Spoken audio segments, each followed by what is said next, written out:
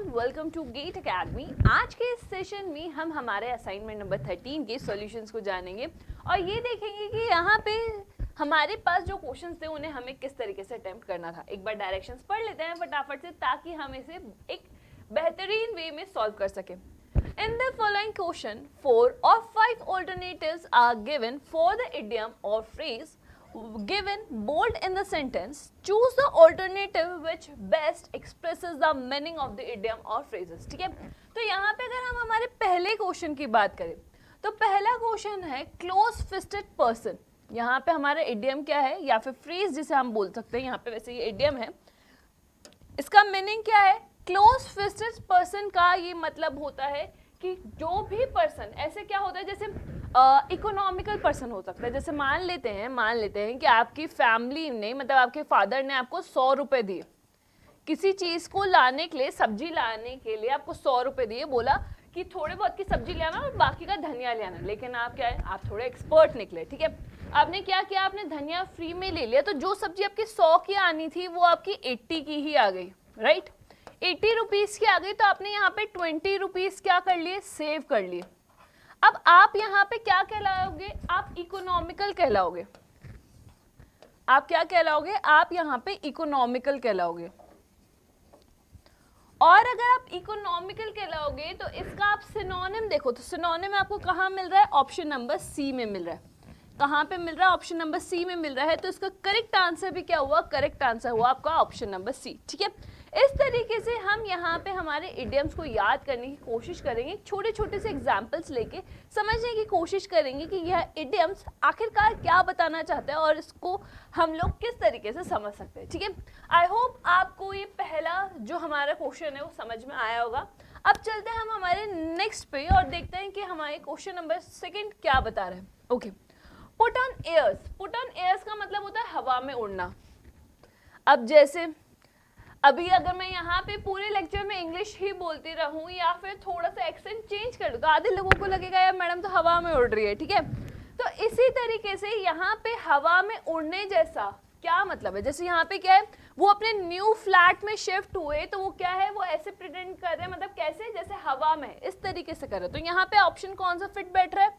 देखो, option A no, option B use a fan a great deal, no, behave as if they are better than they really are। हवा में उड़ना मतलब वो उससे क्या बेटर फील कर रहे हैं, जितना वो एक्चुअली है उससे भी बहुत ज्यादा, तो हवा में उड़, that means option number C is correct. Again आपका क्या करेक्ट हो गया? अगेन आपका करेक्ट हो गया option number C is correct. ठीक है, तो चले नेक्स्ट इडियम पे और देखते हैं नेक्स्ट इडियम या फ्रेज हमारे पास क्या है। Okay, Rohit will have to mend his ways if he wants to keep his job। अब देखो, mend his ways को हम लोग कैसे समझ सकते हैं? यहाँ पे मान लो अभी आप स्टूडेंट है, ठीक है, राइट, वी आर स्टूडेंट, तो हम लोग यहाँ पे हमारे गेट की प्रिपरेशन होने वाली है, तो हमारा एक सर्टेन टाइम पीरियड है, हमारा एक टाइम टेबल है कि यार हमें इतनी बजे उठना है, अभी ये पढ़ना है, अभी वो करना है, फिर ब्रेकफास्ट करना है, लंच करना है, डिनर करना है, बीच में स्नैक्स लेने, कुछ भी है, वो आपका शेड्यूल है। ठीक है, लेकिन अगर यहीं आपके जॉब लग जाती है तो आपका उसका भी एक शेड्यूल होगा। ठीक है, तो यहाँ पे मेंड हिज वेज में अगर आप अपने स्टूडेंट लाइफ से, आप अपनी स्टूडेंट लाइफ से प्रोफेशनल लाइफ में जाते हैं तो यहाँ पे कुछ चीजें इंप्रूव होगी, कुछ चेंजेस आएंगे। अगर चेंजेस आएंगे तो आप यहाँ पे क्या हो रहा है, आपकी हैबिट्स इंप्रूव होगी। कहाँ आप स्टूडेंट लाइफ में 9 बजे भी उठते थे तो आप 10 बजे भी उठ रहे हो, तो कभी कभार कुछ बच्चे 1 बजे भी उठते हैं। ठीक है, लेकिन अगर आप प्रोफेशनल, आपको ऑफिस जाना ही है और यहाँ पे आपकी जॉब की बात आ रही है, तो यार आपको पता है अगर सुबह 7 बजे आपको रिपोर्ट करना है ऑफिस में, तो चाहे कुछ भी हो जाए आप 7 बजे उठ के रिपोर्ट करोगे ही करोगे। मतलब ये आप क्या कर रहे हो, आप अपनी हैबिट्स को इम्प्रूव कर रहे हो। इसका मतलब आप क्या कर रहे हो, अपनी हैबिट्स को इम्प्रूव कर रहे हो। लगातार सी सी सी ही आंसर आ रहा है। अब देखते हैं नेक्स्ट क्वेश्चन में हमारे पास क्या आंसर आएगा। ठीक है, next, okay, I think it is a square deal. Square deal को आई गेस सरोजनी से बेटर और कोई नहीं समझ पाएगा।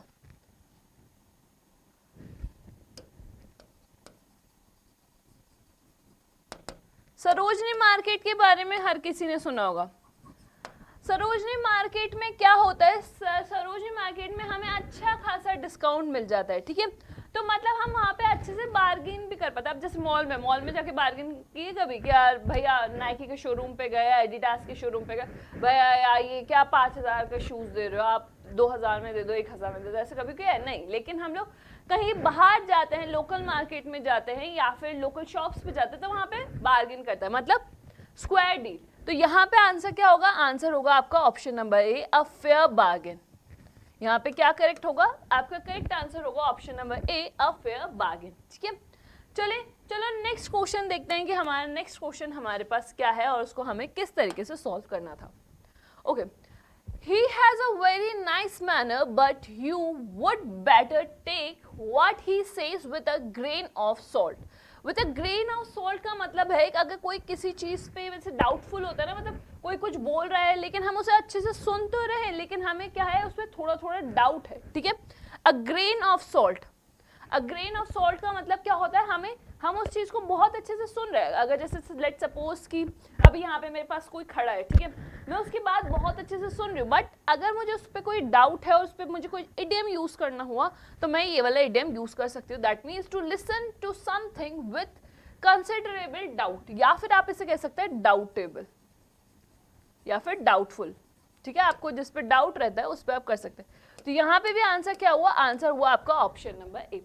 तो इस तरीके से हमारा असाइनमेंट नंबर 13 तो कंप्लीट होता है, लेकिन हम बहुत जल्दी मिलेंगे इन द नेक्स्ट असाइनमेंट और उसमें ये जानेंगे कि हमारे पास और किस तरीके के क्वेश्चंस आईआईटी हमसे गेट के एग्जाम में पूछ सकता है और उन्हें हमें किस तरीके से अप्रोच करना चाहिए। तो फिर मिलेंगे in the very next assignment. Till then keep smiling, stay safe, bye bye, thank you so much for watching this video.